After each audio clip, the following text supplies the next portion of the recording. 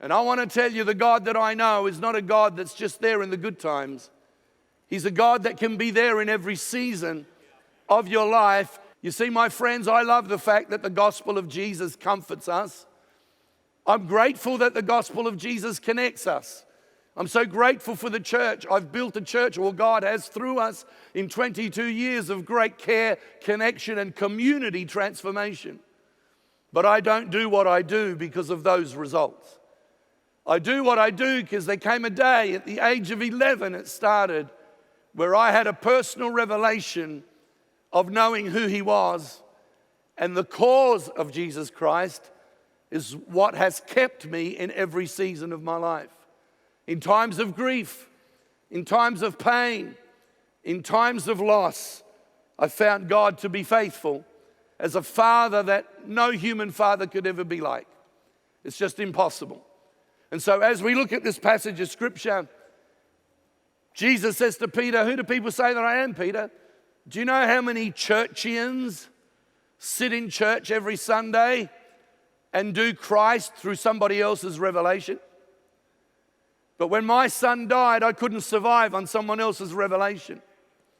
When my son passed away, I had to ask the question, is he really the Son of God to me? And I want to give you some words that are very clear tonight that I pray will help you on your journey as men. Number one, we all need a revelation of deity. Not just the Jesus that was a nice guy that walked the earth as a nice prophet, but a revelation that Jesus is God, that God is Jesus, and that Jesus can be trusted. You are not a spiritual guinea pig that God likes to experiment with. You are His child. He is your Father. You are His Son. You see, when we have a revelation of deity, we will find our identity. Hey, Peter, now that you know who I am, not what everybody else says, but what you say, Peter. Now you've had a revelation of who I am, I'm going to show you who you are. That's identity.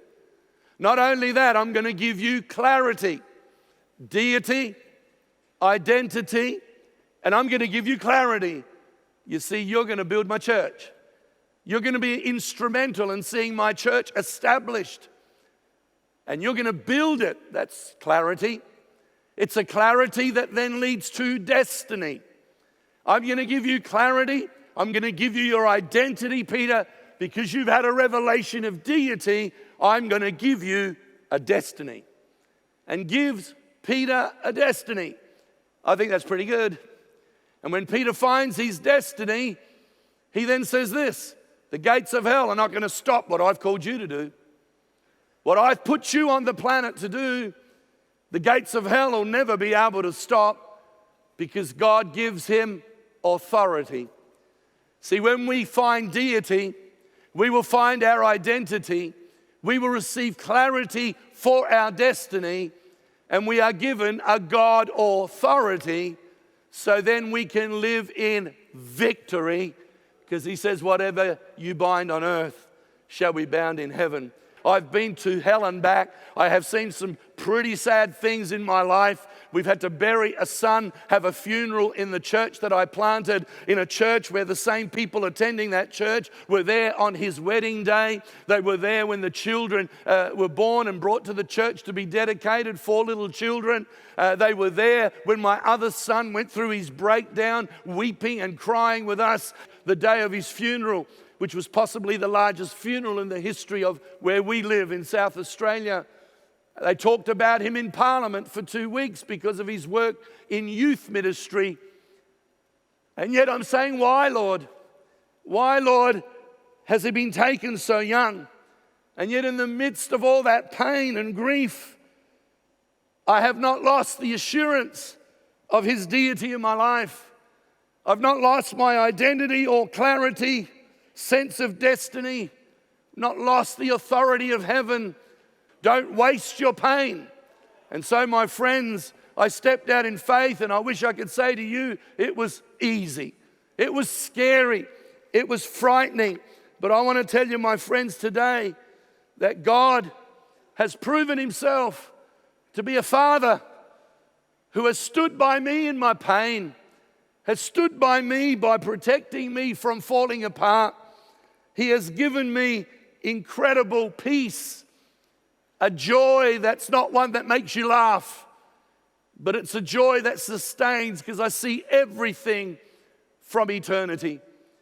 The day my son passed away on the 22nd of January, he was going to preach that night. We found his sermon outline on the front seat of his car. He passed away at 2 p.m. as he was rounding young people up to come in from the storm that was about to hit our city. And while he was protecting the young people and bringing them into the place where they were all gathering indoors, he was struck by a lightning strike and killed instantly. On the front seat of his car that night, he was going to preach. It was a Friday night. We found a sermon outline. It is dark out there. There are storms. Where is God? You don't have to fear if you trust in eternity. The last words my son ever penned. He always believed in eternity. He's left 4 children on this planet. His eldest son, 15, said to me the other day, he calls me nonno because that's what a grandfather is in Italian.